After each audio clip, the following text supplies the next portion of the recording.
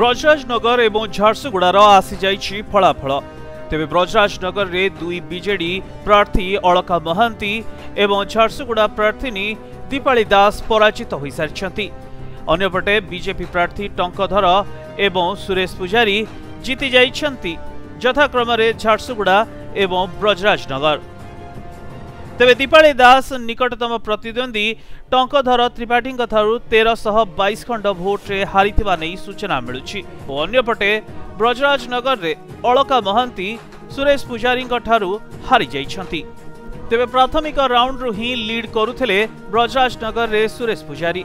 तेबे सुरेश पुजारी को 63,215 खंड भोट 14 राउंड शेष सुधा मिल सारिथिबा बेले से 21,543 टी भोट रे आगुआ रही। अन्यपटे बीजेडी प्रार्थीनी अलका महांती 41,672 खंड भोट पाई।